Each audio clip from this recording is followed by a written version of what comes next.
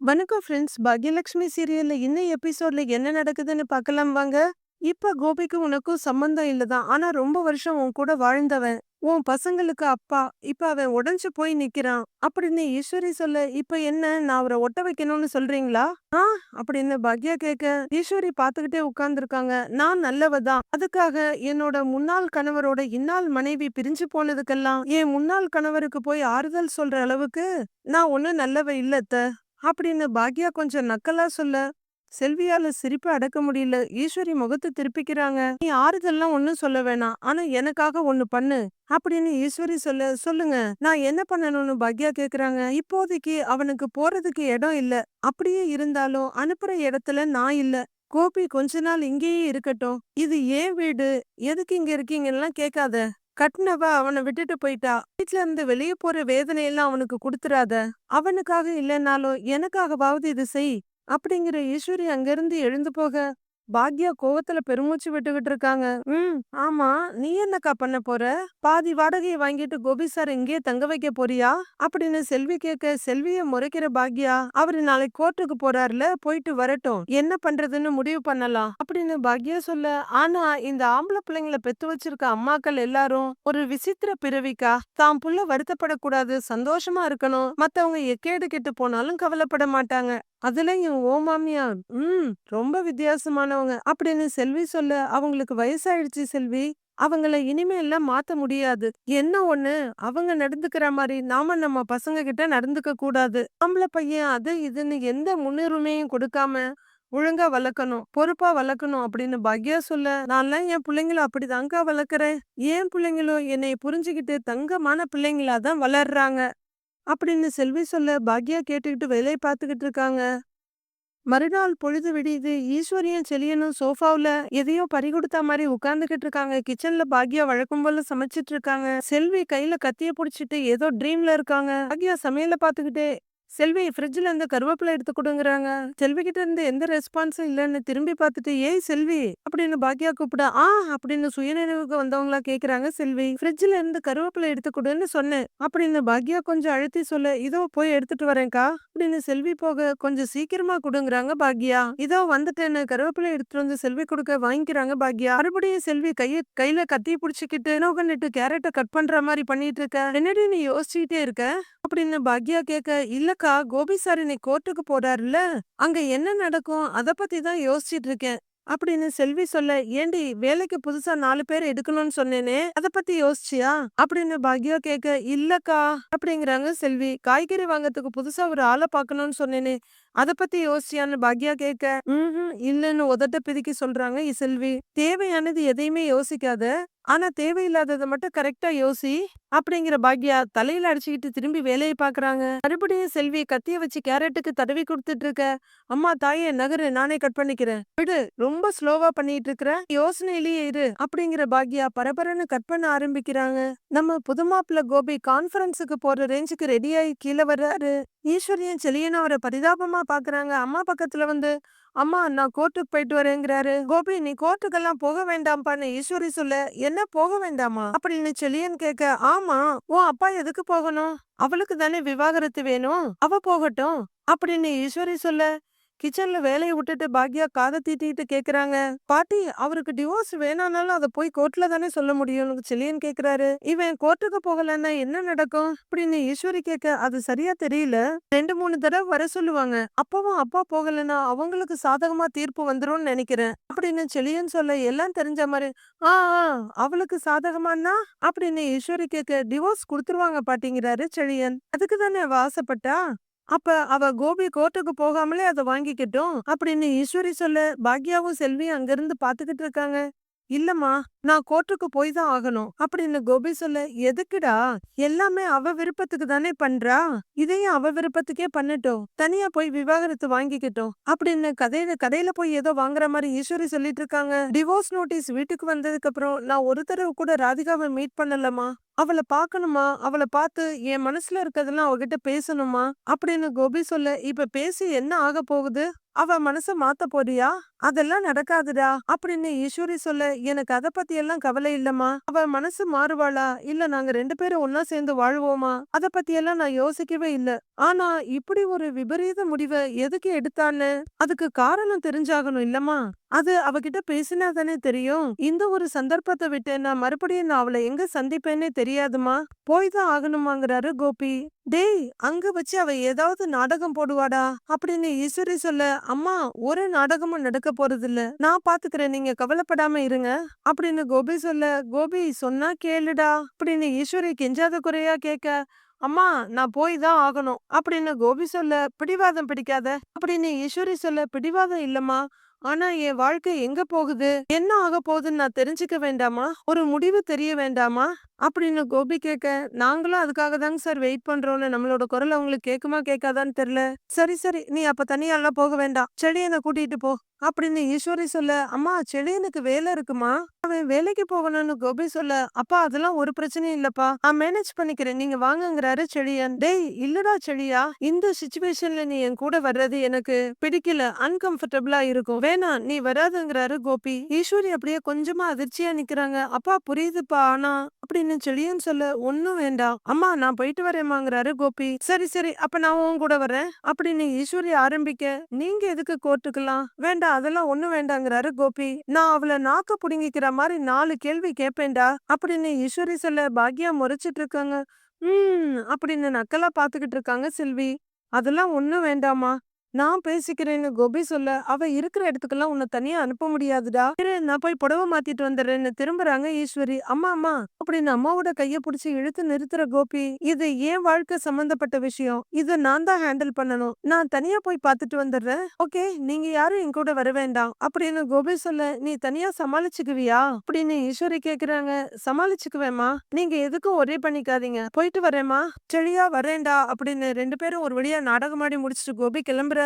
வெளியே வர்ற கோபி செப்பல போட்டுக்கிட்டு இனிமே அம்மாவை பார்க்கவே போறது இல்லங்கிற மாதிரி ஒரு பார்வை பார்க்க, ஈஸ்வரியும் செழியனும் அப்படியே கோபியை பார்த்துட்டு நிக்கிறாங்க. அம்மாவும் போயிருக்கணும்க்கா இன்னைக்கு. மறுபடியும் நம்ம வீட்டு விஷயம் டிவில வந்திருக்கும், நியூஸ்ல வந்திருக்கும் அப்படின்னு செல்வி சொல்ல, மூஞ்ச சுருக்கிக்கிற பாக்யா வேலையை கண்டினியூ பண்றாங்க. செல்வி வீட்டை போட்டுட்டு இருக்க. கோபி கோர்ட்டுக்கு போய் 3/4 மணி நேரம் ஆகுது. அங்க என்ன நடக்குது ஏது நடக்குது ஒண்ணுமே புரியல அப்படின்னு ஈஸ்வரி முணுமுணுன்னு பேசிட்டு இருக்க. அம்மா ஏதாவது சொன்னீங்களான்னு செல்வி கேக்குறாங்க. ஆ ஒழுங்கா வேலையை பாருன்னு சொன்னேன்னு ஈஸ்வரி சொல்ல, அம்மா ஒழுங்கா தானேம்மா வேலையை பார்த்துட்டு இருக்கேன்ட்டு போட்டுட்டு இருக்காங்க செல்வி. மொபைல் எடுத்து ட்ரை பண்ற ஈஸ்வரி காதுல இருந்து எடுத்துட்டு, ச்சே இவன் வேற மொபைலுக்கு எடுக்க மாட்டேங்கிறானே அப்படின்னு சலிப்பா உட்கார்ந்து இருக்க. அங்க வர்ற பாக்யா, அத்தை கொஞ்ச நேரத்துல நான் ரெஸ்டாரண்ட்டுக்கு கிளம்பிடுவேன். உங்களுக்கு ஏதாவது வேணுமான்னு கேக்குறாங்க. எனக்கு கொஞ்சமாவது நிம்மதி வேணும். அதுதான் கிடைக்கவே கிடைக்க மாட்டேங்குது அப்படின்னு ஈஸ்வரி சொல்ல, இதெல்லாம் உனக்கு தேவையாக்காங்கிற மாதிரி செல்வி பார்த்துட்டு ஏதோ சொல்ல வர்றாங்க. உங்க மன நிம்மதிக்கு என்ன குறைச்சலத்தன்னு பாக்யா கேட்க, கோபி கோர்ட்டுக்கு போயிருக்கான். அங்க அந்த மாயக்காரி வருவா அப்படின்னு ஈஸ்வரி சொல்ல, அம்மா அது யாருமா மாயக்காரி செல்வி ஆர்வமா வந்து கேட்க, அதான் அந்த ராதிகா. அங்க அவ வந்து கண்டிப்பா கோபியோட பேசுவா. பேசி அவனை மயக்கி அப்படியே அவ கூடவே கூட்டிட்டு போயிருவா அப்படின்னு ஏதோ ஜெகன்மோகினி ரேஞ்சுக்கு ஈஸ்வரி சொல்லிட்டு இருக்க. போகட்டுமே அத்த, அவங்களோட சேர்ந்து இருக்கணும்னு தானே உங்க பையனும் நினைக்கிறாரு. 2 பேரும் மறுபடியும் ஒன்னா இருந்தா நல்லது தானே அப்படின்னு பாக்யா சொல்ல, மண்ணாங்கட்டி நல்லது. அவளாலெல்லாம் கோபிய சந்தோஷமா வச்சுக்கவே முடியாது அப்படின்னு ஈஸ்வரி புரிஞ்சு தள்ள, நம்மள எதுக்குமா அடுத்தவங்க சந்தோஷமா வச்சுக்கணும்? நம்ம சந்தோஷம் நம்ம கையில தாம்மா இருக்கு அப்படின்னு செல்வி சொல்ல, உன் வியாக்கியானத்தெல்லாம் இங்க யாரும் கேட்கல. நானும் பேசாம கோபி கூட கோர்ட்டுக்கு போயிருக்கணும் அப்படின்னு ஈஸ்வரி சொல்லிட்டு இருக்காங்க. ஏற்கனவே செழியன் கேஸ் நடக்கும்போது நீங்க தேவையில்லாம கோர்ட்டுக்கு வந்து தேவையில்லாம பேசி என்னாச்சுன்னு உங்களுக்கு ஞாபகம் இருக்குல்ல அப்படின்னு பாக்யா கேட்க, நல்லாவே ஞாபகம் இருக்கு. கோர்ட்ல ஜட்ஜ் முன்னாடி எனக்கு எதுவும் பேச வேண்டாம். ஆனா அவகிட்ட பேசணும். நாக்க புடுங்கிக்கிற மாதிரி 4 கேள்வி கேட்கணும். ஒருவேளை அவ வந்து கோபிய பிரிச்சு கூட்டிட்டு போற மாதிரி இருந்தா அத நடக்க விடாம பண்ணணும் அப்படின்னு ஈஸ்வரி சொல்ல, சேர்றதும் பிரியறதும் அவங்க எடுக்கிற முடிவு. அதுல நாம எதுவுமே பண்ண முடியாது. உங்க பையன் ஒண்ணு சின்ன குழந்தை கிடையாது அத்த. நல்லது கெட்டது அவருக்கும் நல்லா தெரியும்னு பாக்யா சொல்றாங்க. அதெல்லாம் இல்ல, அவனுக்கு எதுவுமே தெரியாது. வெளுத்ததெல்லாம் பாலுன்னு நினைக்கிறவன் அவன். அவ அழுதா அன்பா 4 வார்த்தை பேசினா உடனே கரைஞ்சிடுவான் அப்படின்னு ஈஸ்வரி சொல்ல, பாக்யா தலைய குனிஞ்சிட்டு யோசிச்சுட்டு இருக்கிறாங்க. கரைஞ்சா கரையட்டுமே, நமக்கு என்ன குறைஞ்சு போயிட போகுது அப்படின்னு செல்வி கேட்க, கூட இருந்தவங்க இல்லன்னா எல்லாருக்குமே கஷ்டமா தான் இருக்கும். ஆனா அந்த வழியில இருந்து வெளியே வந்துட்டான்னா கோபி ரொம்ப சந்தோஷமா இருக்கலாம். அந்த வலிக்கு பயந்து அவ கூட சேர்ந்து வாழணும்னு முடிவு பண்ணிட்டான்னா அவ்வளவுதான், அவன் வாழ்க்கையே போச்சு.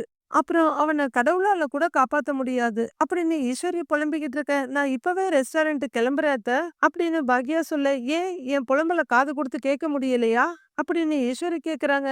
சலிச்சு போய் செல்வி அங்க இருந்து மாப்போட நகர்ந்துடுறாங்க. இல்ல அத்த, சும்மாவே எனக்கு நிறைய வேலை இருக்கு, நான் மறந்துட்டேன், இப்பதான் ஞாபகம் வந்துச்சு, நான் கிளம்புறேன் அப்படின்னு பாக்யா சொல்ல, உம்ங்கிறாங்க ஈஸ்வரி. அக்கா நானு அப்படின்னு செல்வி பரிதாபமா கேட்க, நீ வீட்லயே இரு செல்வி அப்படிங்கிற பாக்யா கிச்சனுக்கு போய் பேக் எடுத்துட்டு வந்து, அத்த நான் வரேன் செல்வி நான் வரேன்ட்டு கிளம்புறாங்க. குடும்ப நல நீதிமன்றத்துல கோபியோட கார் வந்து நிக்குது. காரை நிறுத்திட்டு கோபி இறங்குறாரு. இந்த வேர்டிங்ஸ படிச்சுட்டு கண்ணு ஒரு தடவை இறுக்கி மூடி திறந்துட்டு அவர் போக எதிர்த்தால வக்கீல் வாங்க சாருங்கிறாரு. உங்களுக்கு டைவர்ஸ் கொடுக்கறதுல விருப்பம் இல்லைன்னு நீங்க ஸ்ட்ராங்கா சொல்லிருங்க, மத்ததெல்லாம் நான் பாத்துக்கிறேன், வாங்க போலான்னு வக்கீல் சொல்ல சரின்னு தலையாட்டிட்டு கோபி பின்னாடியே போறாரு. கொஞ்ச தூரம் போக அங்க ராதிகா ஒரு லேடி வக்கீல் கிட்ட பேசிட்டு இருக்காங்க. மேடம், ஏற்கனவே நான் உங்ககிட்ட போன்ல சொன்னதுதான், நீங்க ஜட்ஜு கிட்ட உங்க டைவர்ஸ் முடிவுல ஸ்ட்ராங்கா இருக்கேன்னு சொல்லிடுங்க சரிங்களா அப்படின்னு லாயர் கேட்க, நீங்க சொன்ன மாதிரியே நான் ஜட்ஜு கிட்ட சொல்லிடுறேன் அப்படின்னு ராதிகா சொல்ல, ராதிகாவை பார்த்ததும் காதுல இருந்து காது வரலும் சிரிக்கிற கோபி ராதிகா அப்படின்னு பக்கத்துல வர்றாரு. எப்படி இருக்கீங்க கோபி, நல்லா இருக்கீங்களான்னு ராதிகா கேட்க, இருக்கு இல்லன்ற மாதிரி தலையாட்டிட்டு, சரி நீயும் மையும் எப்படி இருக்கீங்கன்னு கோபி கேக்குறாரு. நல்லா இருக்கோன்னு ராதிகா சொல்ல, ஓகே, உன்னை பாக்குறதுக்கு எத்தனையோ தடவை வீட்டுக்கு வந்த, ஒரு தடவை நான் வரும்போது நீ இல்ல, யாருமே இல்ல, உன் அம்மா இருந்தாங்க, வீட்டுக்குள்ள வந்து தேடி பார்த்தேன், நெக்ஸ்ட் டைம் வரும்போது அவங்களும் இல்ல, வீடே பூட்டி இருந்துச்சு, பக்கத்து வீட்டுக்காரம்மா சொல்லிதான் தெரிஞ்சது வீட்டை காலி பண்ணிட்டு போயிட்டதா. ஆனா என் மனசுல ஒரு நம்பிக்கை இருந்துச்சு, அதான் உன் வீட்டுக்கு அடிக்கடி வந்து பாத்துட்டு போனேன், உன் வீட்டுல வாட்ச்மேன் மாதிரி அங்கேயே நின்னு பாத்துக்கிட்டே இருந்தேன், இப்ப கூட கோர்ட்டுக்கு இங்க வர்றதுக்கு முன்னாடி உன் வீட்டுக்கு தான் போயிட்டு வரேன் அப்படின்னு கோபி சொல்ல, அந்த வீட்டை நாங்க காலி பண்ணிட்டோம் கோபிங்கிறாங்க ராதிகா. இப்ப கூட ஏர்போர்ட்ல இருந்து நான் நேரா கோர்ட்டுக்கு தான் வரேன் அப்படின்னு ராதிகா சொல்ல, ஏர்போர்ட்ல இருந்தா, அப்போ அப்போ அப்போ நீ சென்னையில இல்லையா, நீ எங்க இருக்கன்னு கோபி கேக்குறாரு. நான் பெங்களூருக்கு ஷிஃப்ட் ஆயிட்டேங்கிறாங்க ராதிகா. வாட், பெங்களூருக்கு ஷிஃப்ட் ஆயிட்டியா, அத கூட நீ எனக்கு இன்ஃபார்ம் பண்ணலையே ராதிகா, அம்மாவும் அங்கதான் இருக்காங்களான்னு கோபி கேட்க, ஆமான்னு தலையாட்டுறாங்க ராதிகா. கோபியும் தலையாட்டிட்டு மயு எப்படி இருக்கான்னு கேக்குறாரு. ராதிகா பேசாம ஏ ராதிகா, நான் உன்னை ரொம்ப மிஸ் பண்றேன், மயு என்ன பத்தி எதுவும் கேட்டாளா, என்ன மிஸ் பண்றேன்னு எதுவும் சொன்னாலா அப்படின்னு கோபி கேட்க, மயுவை பத்தி நீங்க கவலைப்பட வேண்டாம் கோபி அப்படின்னு ராதிகா சொல்ல, மயுவை நான் ரொம்ப மிஸ் பண்றேன், மயுவும் என்ன மிஸ் பண்றாளான்னு கோபி கேக்குறாரு. மயுவை நான் பாத்துக்கிறேன் கோபி, மயுவை பத்தின பேச்சு இப்ப வேண்டாம், அவளை பத்தி நீங்க தெரிஞ்சுக்கிட்டு எதுவுமே ஆக போறது இல்ல ப்ளீஸ் அப்படிங்கிறாங்க ராதிகா. நிஜமாவே நீ என்னைய டைவர்ஸ் பண்ற இன்டென்ஷன்ல தான் வீட்டுக்கு எனக்கு நோட்டீஸ் அனுப்புனியா அப்படின்னு கோபி கேட்க, வேற எதுக்காக அனுப்பியிருப்பேன்னு நினைக்கிறீங்க அப்படின்னு ராதிகா கேட்க, டிவோர்ஸ் கோர்ட்டு இதெல்லாம் ஒண்ணும் சின்ன விஷயம் இல்ல அப்படின்னு கோபி சொல்ல, தெரியும் கோபி, ஏற்கனவே ஒரு தடவை டைவர்ஸ் ஆனவ தானே நானு, டைவர்ஸ்க்கு பின்னாடி என்னென்னலாம் நடக்கும்ன்றது தெரிஞ்சுதான் நான் இந்த முடிவையே எடுத்திருக்கேன் அப்படின்னு ராதிகா சொல்ல, ஹஸ்பண்ட் அண்ட் ஒய்ஃப்னு இருந்தா ஏதோ பிரச்சனை வர்றது சகஜம் தானே ராதிகா, பல வருஷம் சந்தோஷமா வாழ்ந்த ஹஸ்பண்ட் அண்ட் ஒய்ஃப்குள்ளேயே பிரச்சனை வரத்தானே செய்யுது. என் அப்பா அம்மா நியர்லி 50 வருஷம் ஒன்னா வாழ்ந்திருக்காங்க, அவங்க டெய்லி சண்டை போடுவாங்க, சண்டை போடாத நாளே இல்ல, ஆனா ஒன்னா கடைசி வரையிலும் சந்தோஷமா தானே வாழ்ந்தாங்க ராதிகா அப்படின்னு கோபி சொல்ல, அவங்க ரெண்டு பேருக்கு இடையில அன்புன்னு ஒண்ணு இருந்திருக்கும் கோபி அப்படின்னு ராதிகா சொல்ல, அதிர்ச்சியாகிற கோபி, அப்போ நமக்குள்ள அன்பு இல்லைன்னு சொல்றியா அப்படின்னு கோபி கேட்க, இருந்துச்சு, நம்ம ரெண்டு பேரும் கல்யாணம் பண்றதுக்கு முன்னாடி அது இருந்துச்சு, ஒருத்தர் மேல ஒருத்தருக்கு அன்பு காதல் எல்லாமே இருந்துச்சு, நம்ம கல்யாணத்துக்கு அப்புறம் அது போயிடுச்சுன்னு ராதிகா சொல்ல, ஏய் அப்படிலாம் இல்ல ராதிகா, அப்படிலாம் இல்ல அப்படின்னு கோபி சொல்ல, அப்படிதான் கோபி, நல்லா யோசிச்சு பாருங்க, மனசளவுல நம்ம ரெண்டு பேருக்கும் விலகல் எப்பவோ வந்துருச்சு, அதை சரி பண்ணணும்னு நான் எவ்வளவோ முயற்சி பண்ணினேன், ஆனா என்னால முடியல கோபி, இப்படி அங்கேயும் இல்லாம இங்கேயும் இல்லாம ஒரு லைஃப் வாழ்றதுனால யாருக்கு என்ன கிடைக்க போகுது சொல்லுங்க, கஷ்டப்பட்டு சேர்ந்து வாழ்றதை விட சந்தோஷமா தனித்தனியா இருக்கிறது தான் நல்லது அப்படின்னு ராதிகா சொல்ல, ஷேய் நீ சொல்றதெல்லாம் எனக்கு புரியுது, எல்லாமே நடந்துச்சு, ஆனா அதுக்காக இவ்ளோ பெரிய தண்டனையா, டிவோர்ஸ் வரைக்கும் வரணுமா அப்படின்னு கோபி கேட்க, ராதிகா முறைக்கிறாங்க. I understand. உனக்குள்ள பிரைவசி, நீ தனியா இருக்கிற இரு, நீ எடுத்துக்கோ, தனியா இரு, பிரைவசி எடுத்துக்கோ. ஆனா என் மேலயும் நிறைய தப்பு இருக்கு, அதை சரி பண்ண எனக்கு டைம் கொடு. சோ அது வரைக்கும் நீ தனியாவே இரு. கொஞ்ச நாள் நம்ம பிரிஞ்சே இருக்கலாம். அப்புறம் உனக்கு எப்ப என் கூட பேசணும்னு தோணுதோ அப்ப பேசு. உனக்கு எப்போ நம்ம 2 பேரும் சேர்ந்து வாழணும்னு தோணுதோ அப்ப நாம 2 பேரும் ஒண்ணா வாழ ஆரம்பிக்கலாம். ராதிகா, நீ இல்லாத ஒரு லைஃபை என்னால இமேஜின் கூட பண்ணி பார்க்க முடியல. என் லைஃப்ல நீ இல்லாம போயிடுவேன்னு நான் யோசிச்சாலே செத்துடலான்னு தோணுது அப்படின்னு உளறி கொட்டி டிராமா போட்டுட்டு இருக்காரு கோபி. இப்படி எல்லாம் பேசாதீங்க கோபின்னு ராதிகா சொல்ல, நான் என் மனசுல இருக்கத உங்ககிட்ட கொட்டிட்டு இருக்கேன். ப்ளீஸ் ப்ளீஸ் ராதிகா ப்ளீஸ், எனக்கு ஒரே சான்ஸ், ஒரே ஒரு சான்ஸ், லாஸ்ட் சான்ஸ். நான் பண்ண எல்லா தப்பையும் கரெக்ட் பண்ணிக்கிறேன். ப்ளீஸ் ராதிகா, நம்ம எப்படி வாழணும்னு கனவு கண்டோமோ அந்த வாழ்க்கையை வாழலாம். ப்ளீஸ், அத நான் பண்றேன். ப்ராமிஸ். இந்த ஒரே ஒரு தடவை, ஒரே ஒரு சான்ஸ். ப்ளீஸ் ப்ளீஸ் ராதிகா அப்படின்னு கோபி கெஞ்சிட்டு இருக்கேன். மேடம் டைம் ஆகுது, வாங்க போலான்னு லாயர் வர்றாங்க. சரிங்கிற ராதிகா அங்க நிக்க, கோபி ப்ளீஸ் ராதிகான்னு இருக்காரு. ராதிகா விறுவிறுன்னு உள்ளர போறாங்க. மேடம், உங்க முடிவை சொல்லுங்க, ஸ்ட்ராங்கா சொல்லுங்க. ஒரு பிரச்சனையும் இல்ல, பாத்துக்கலாங்க மேடம் அப்படின்னு லாயர் சொல்ல சரின்னு தலையாட்டுறாங்க ராதிகா. ராதிகா அந்த பக்கம் இருந்து கோபியை பார்க்க அவர் அப்பாவையே முகத்தை வச்சுட்டு ராதிகாவையும் அங்கேயும் பாத்துட்டு இருக்காரு மாறி மாறி. சார், நீங்க கவலைப்படாதீங்க, பாத்துக்கலாம். நான் சொன்ன மாதிரி டைவர்ஸ்ல விருப்பம் இல்லைன்னு மட்டும் தெளிவா சொல்லிடுங்க அப்படின்னு லாயர் சொல்லிடுறேன், கண்டிப்பா சொல்லிடுறேன். அவங்களும் டைவர்ஸ் வேணான்னு தான் சொல்லுவாங்கன்னு நினைக்கிறேன் அப்படின்னு கோபி சொல்ல, எப்படி சொல்றீங்கன்னு லாயர் கேக்குறாரு. இங்க நீங்க உள்ள வந்துட்டீங்கல்ல, அதுக்கப்புறம் நான் என் ஒய்ஃப் கிட்ட பேசினேன். என் மனசுல இருக்க எல்லாத்தையும் அவகிட்ட பேசினேன். எனக்கு என்னவோ அவ முடிவுல மாற்றம் இருக்குன்னு நினைக்கிறேன், நம்பிக்கை இருக்கு அப்படின்னு கோபி சொல்ல, மாத்திக்கிட்டாங்கன்னா நல்லதுதாங்க சார் அப்படின்னு லாயர் சொல்ல, எஸ் அப்படின்னு கோபி மேல பார்த்து கடவுள்கிட்ட ப்ரே பண்றாரு. ஜட்ஜ் வேற எல்லாரும் எழுந்து நிக்கிறாங்க. உட்காருங்கன்னு சொல்லிட்டு அவங்களும் உட்கார்றாங்க. கேஸ் நம்பர் 2034ன்னு ஜட்ஜ் சொல்ல, கேஸ் நம்பர் 2034 ராதிகா கோபிநாத் அப்படின்னு அவங்க பக்கத்துல இருக்க அமீனா சொல்ல, 2 பேரும் மேல வந்து நிக்கிறாங்க. ராதிகா ஜட்ஜுக்கு ஒரு கும்பிடு போட, கோபிநாத்தும் வணக்கம்னு கைய கூப்பிடுறாரு. 2 பேரையும் பார்த்து ஒரு தடவை தலையாட்டிட்டு, கல்யாணம் ஆகி 3 வருஷம் கூட ஆகல, அதுக்குள்ள டைவர்ஸா? 2 பேருக்கும் ஒத்து வரலன்னு போட்டிருக்கீங்க. காதலிச்சு தானே கல்யாணம் பண்ணீங்க, அப்புறம் என்ன ஒத்து வரல?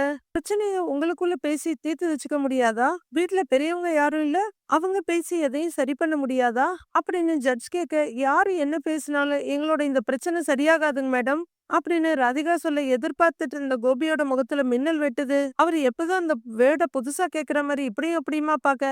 டைவர்ஸ்ங்கிறது ஒன்றும் சாதாரண விஷயம் கிடையாது. உங்க 2 பேரையும் பார்க்கும்போது நல்ல மெச்சூர்டான ஆளுங்க மாதிரி தான் தெரியுறீங்க. கொஞ்சம் யோசிக்கலாமே அப்படின்னு ஜட்ஜ் சொல்ல, மேடம் அப்படின்னு கோபி ஏதோ சொல்ல வர்றாரு. இனிமே இதுல யோசிக்கிறதுக்கு எதுவுமே இல்லைங்க மேடம். எனக்கு இவரோட சேர்ந்து வாழ்றதுல விருப்பமே இல்ல.